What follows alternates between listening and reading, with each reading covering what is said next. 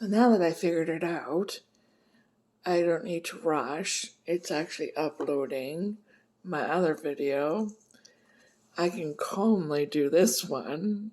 You might have noticed that I was rushing a little bit because I thought maybe it's got like a limit of like only 15 minutes. So I apologize if I sounded like I was rushing through my whole read. But anyway, I got these new cards when I ordered a sweater, as it also came with a cosmic calendar, which shows that you got the 13 months.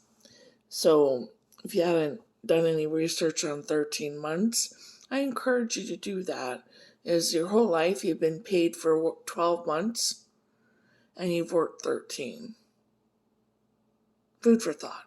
I'm just going to leave it at that. Anyway, so these are the new deck that I got. 13 Moon Oracle. And when you think about it, a woman's cycle is every moon cycle is on every full moon or new moon. And their bodies might change every cycle. Or it might be like mine and decide to do both every once in a while because it's just crazy like that. So, not that my body's crazy because I'm blessed to have a body. So these cards are by Ariel Spilsbury, and they really spoke to me when I was looking at them online. So the ones that kind of like attracted me today were 3 of them, and I will do an interpretation of all 3 and share. This is the back of the card. Isn't that really pretty? The first card is Synchronicity, Frequency of Mangetta. It's got the numbers 13 and 20 on it, and it's got this woman that's got her hands pointing at different directions, and it kind of looks like a wheel. I'll show it to you in a second. Expansiveness, connection, destiny, new choices, limitlessness, and non-fixity. So I think it's got a big message in it for me because I like to control things in my own life. I'm not a controller of anybody else. And I like to control things. I like having ideas how things are going to work. It's kind of like, or I liked to do it, and not so much anymore. I liked having control over how my desk worked when I was at work. I liked having a little bit more say in how I would do things at home. And I'm a bit of a control freak with myself, not anybody else. So it's taken me a long time to get to the point where I can be comfortable having a dish in the sink. Usually there's no dishes in the sink. It has to be an empty sink. So it's a bit of a neurodivergent thing that I'm learning to really just embrace because none of us are normal. Even the word normal doesn't work. As if you think about it and it's on the dryer, the normal setting doesn't even dry the clothes all the way. So, and what is normal anyway? We're all supposed to be ourselves. Anyway, synchronicity. If you haven't heard what synchronicities are, they're pretty amazing. They're like seeing things show up for you, how things, you see the series of 333 or 1111. It's pretty amazing.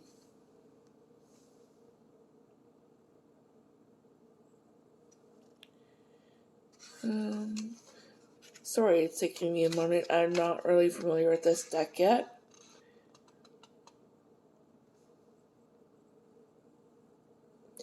Okay, so page 82. My interpretation of this card is for me to let go of my fixated way of doing things.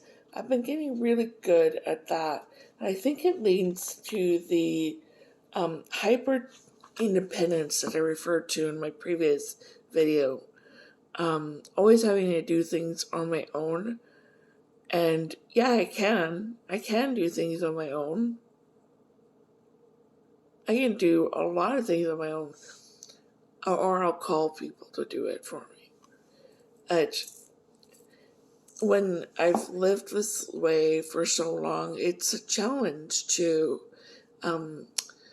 verbalize what it is that I want and how I want it. And sometimes it doesn't come across clearly, but my intentions are definitely getting heard. So, and I mean, I'm having encounters with people here and there where I'm learning that I need to be a lot more clear with what I'm saying. I know that if you haven't heard this already, words cast spells.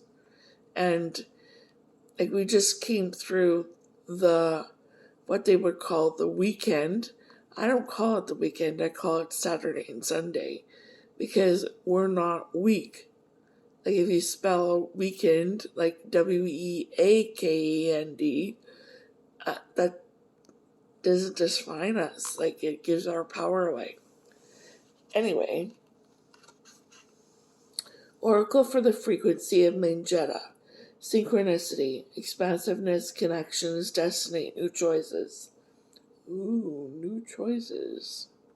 Receiving this Mangetta frequency counsels you to pay attention to the synchronicities in your daily life experiences that are leading you to your destiny unfolding. Begin to pay attention to the underlying connections between the apparent unrelated topics. Nothing's unrelated. There is nothing unrelated.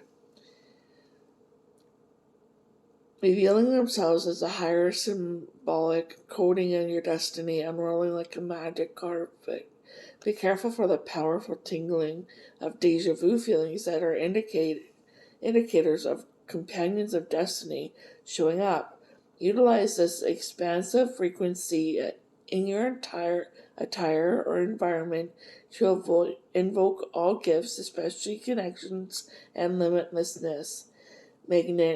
Mangetta is made from the merger of two extremes of the light spectrum, red and purple.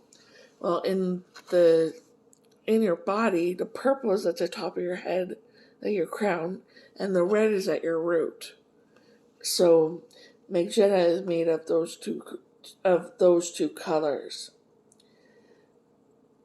And it may appear to be different. This card points to the timelines of creativity, connecting the unusual combinations of people, ideas, events, and whatever needs to be or wants to be woven into the expansive version of what is possible in your life.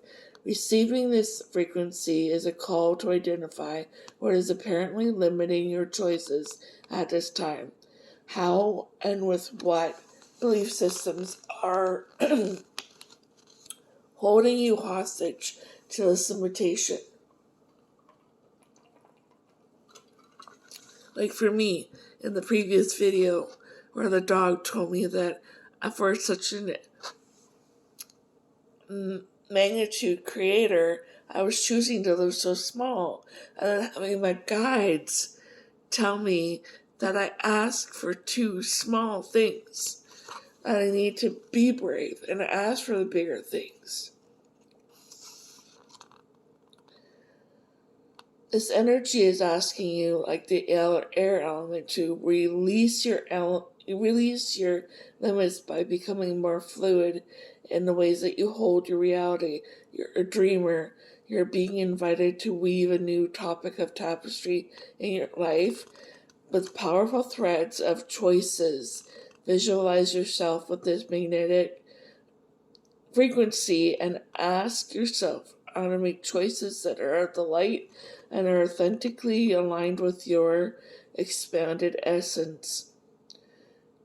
In regard to your query, remember fluidity in Alice in Wonderland. There certainly appears to be nothing fixed. In fact, in that whole movie, it was all about the illusion.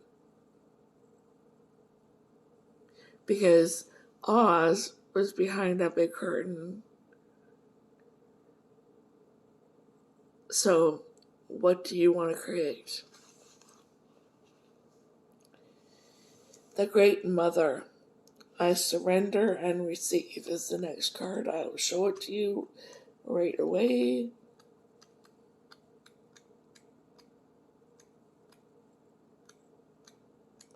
It's kind of interesting because I had a dream a couple nights ago where I was giving birth and I was supporting somebody else while they were giving birth, and we were both giving birth at the same time. So it was just really, really interesting how this card even says, I surrender and receive. I receive. Being, nurturance, trust, receptivity, retreat, and birth. What was I just saying? Interesting, hey? There's no coincidences. No one, everybody that says it's just a coincidence is afraid of accepting that there's synchronicities, and there's so many things that are so powerful and beyond us.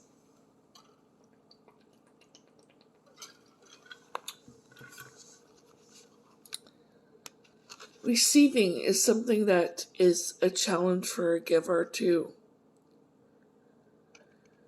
And I remember when I first started my journey with manifesting, I asked to see a ladybug, and at the time it was -40 outside. And within minutes, I saw a ladybug on TV. And that's how little I was asking of myself back then. But I manifested it. And it's interesting when you start really learning to trust yourself, what you can manifest, what you can be bold, and tapping, right here, I am worthy of receiving what I ask for. Tapping on your third eye. I am worthy and I deserve to receive what I ask for. Tapping on your heart meridian. And then doing the same one on whatever meridians you want to do it on. And I am worthy of receiving what I ask for and deserving of what I receive and what I ask for. This is your solar plexus. If you line it up with all of your chakras, you can start with your crown, your third eye, your throat, and then your heart, and then your solar plexus. There's one more before your root, and I can't remember it off the top of my head. Anyway, when you're learning all these things, there's a lot to retain, and you don't have to remember it all. Being in a space of receiving nurturing takes time and trust. It's taken me a long time to realize that I deserve to feel safe. And I'm sure there's other people out there that are in the same boat. And as women, we always try to provide safe spaces to everybody else. But what about us? Where's our safe space? Yes, it has to start with us. How are you inviting other people in? Are you inviting people in to be a safe space for you as well? Are you willing to receive from other people? Receiving is huge, especially when you haven't been able to or haven't felt safe to. So with this card, it's what's being called in for is receiving the deep breath of trust and letting go. This archetype asks you to consciously look at and address your fears and wounds that you may be holding around for safety and survival. Breathe and relax and trust in that it's safe to open up to this gentle, divine embrace of the Great Mother. She is waiting to hold and fulfill you with the real nurturance of your heart that your heart craves, that may have eluded you by your own mother and your own personal relationships. Be open to receiving from the divine nurturance, as difficult as it may be, wherever you become too attached, too dependent, or too contracted, addicted, or grasping. Let it go. Release in your mind resistance what is, and the truth that you seek will often be found in simple acceptance of it. Surrender is a cultivated attitude of wakefulness and the divine directives within you. This surrender is not giving up or giving over. It's radical reliance on the divine self within. What is being called for you to surrender so that you can be open to receive? What would it look like for you to surrender in order to be more receptive of this divine love? If your energy is contracted in fear and anxiety like a closed fist, I referred to this in my other videos. If you're walking around asking to receive and your fists are closed, how can you receive? You've got to open it. Open. Trusted and surrender, you're constantly filled, transformed, and guided. In your surrender, there is something new to be born. You can't push or rush this birth. Slow down. Become receptive. Be open to a new beginning. Renewal is natural when you make your life more spacious by not knowing. So let go of control. And this is to me. Let go of control. Stop being such a control freak. And that's to me. I'm not pointing at you. I'm pointing at myself. Being meditative is a practice at this time. Focus on being, retreat, and in your sanctuary, take the time to go back to the void. Like that other card, the void card. This is not a time to act. Listen. Feel into that silence. And do when you're called. And do nothing in the meantime. It's not wrong to do nothing.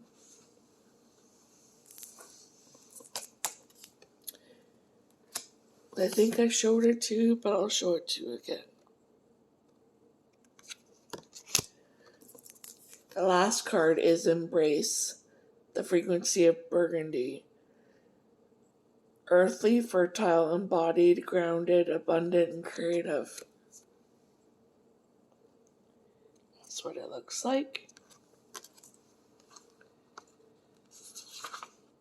Oh, look at that. It's the very next page. Receiving Burgundy frequency in your reading heralds your entrance into a fertile cycle of self-expression, creative output, and birth. Receiving this card is to a call to embodiment. This frequency is supportive of your ideas, visions, and tangible form. If your energy is spacey and all over the place, this card calls you to get a red rose, garnet, and ground to receive the gift of grounding.